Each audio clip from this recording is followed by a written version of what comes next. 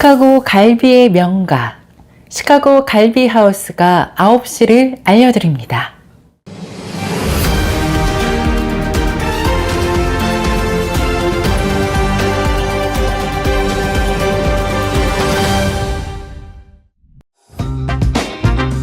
이 프로그램은 가장 안전하고 탁월한 스쿨버스 회사, 새로운 커리어를 시작할 곳, First Student 제공입니다.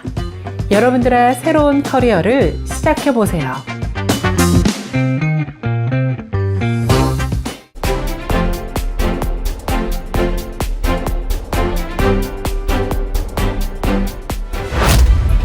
시청자 여러분 안녕하십니까? 4월 7일 월요일 7days 헤드라인 뉴스 시작합니다.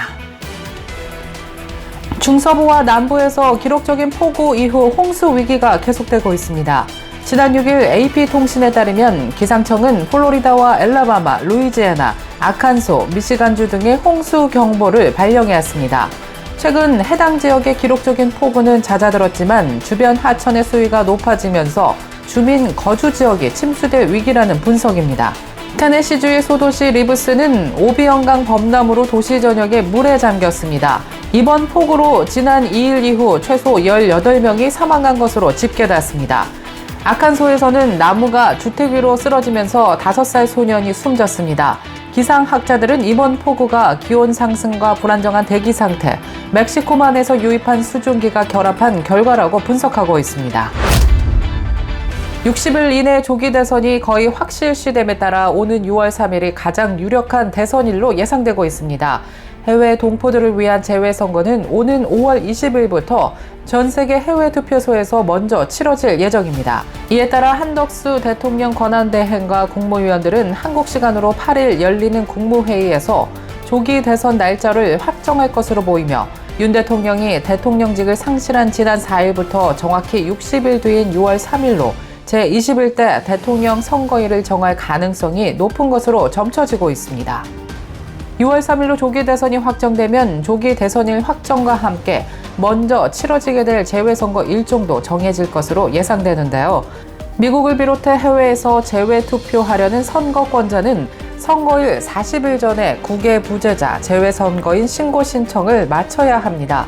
유력 선거일인 6월 3일을 기준으로 하면 4월 24일 목요일이 조기 대선 재외선거 유권자 등록 마감일이 될 가능성이 높습니다. 한국의 중앙선거관리위원회는 이미 홈페이지에서 국외 부재자와 영주권자 등 재외선거인에 대한 유권자 등록 신청을 받고 있습니다. 최근 시애틀 지역에서 단행된 일터 단속에서 소셜 시큐리티 번호와 워크퍼밋 등 가짜 증명서를 소지하고 있는 이민자들이 대거 체포된 것으로 나타났습니다. 뉴욕 업스테이트 지역의 목재 제재소와 남부 미시시피주의 건축자재 제조공장, 워싱턴주 시애틀 인근의 지붕 건축회사에 이르기까지 미국 전역에서 서류 미비 취업자들을 많이 고용하고 있는 업종에서 일터 급습과 단속이 이루어지고 있습니다. 특히 워싱턴주 시애틀 인근의 한 지붕 건축회사에서 단행된 이민 단속을 보면 매우 정교한 작전을 펼치고 있음을 보여주고 있습니다. 건축회사에 들이닥친 급습 요원들은 아이스 이민단속국 요원들과 CBP의 공중해상 작전 요원들의 합동작전이었던 것으로 조사됐습니다. 트럼프 정부는 또 정부 데이터베이스 가운데 사회보장번호와 국세청의 아이템 번호 등을 대조시켜보고 불법 취업 또는 가짜 신분증명 사용으로 의심되는 케이스들을 포착해내고 있는 것으로 분석되고 있습니다. 트럼프 대통령의 일방주의적 국정 운영에 반대하는 진보 진영 주도의 시위가 지난 5일 미국 전역에서 벌어졌습니다. 민권단체와 성소수자 권익 옹호단체, 참전 용사단체 등 150여 개의 민간단체가 참여한 가운데 미국 전역에서 1,200건 이상의 시위와 행진 등이 펼쳐졌습니다.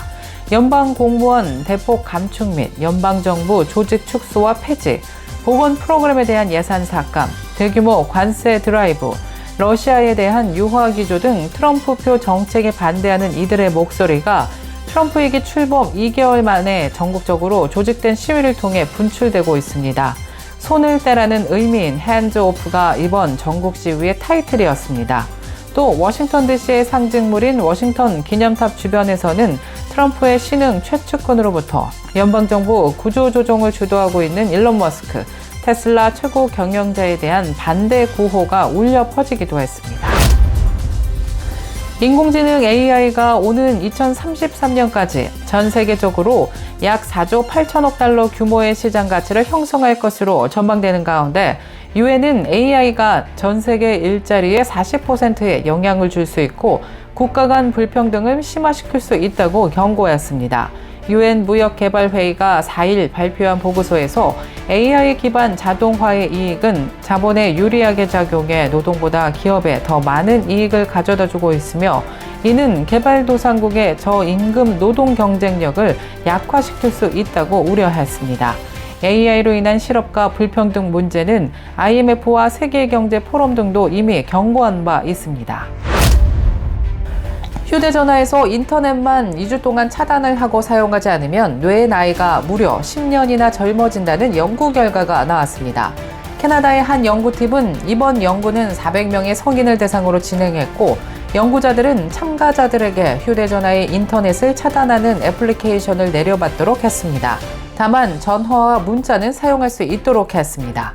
그 결과 참가자들은 지속적인 주의력이 크게 향상돼 자신의 나이보다 10살 어린 사람의 집중력과 같아졌으며 90%의 사람들이 정신건강이 개선됐다고 보고했습니다.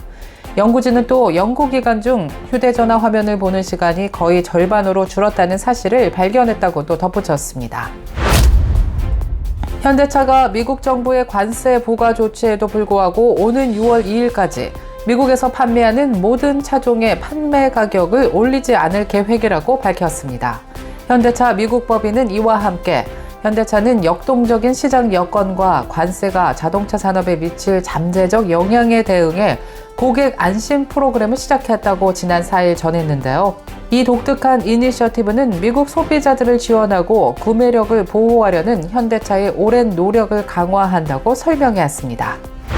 이상 세븐데이스 헤드라인 뉴스 전해드렸습니다. 시청해주신 여러분 고맙습니다.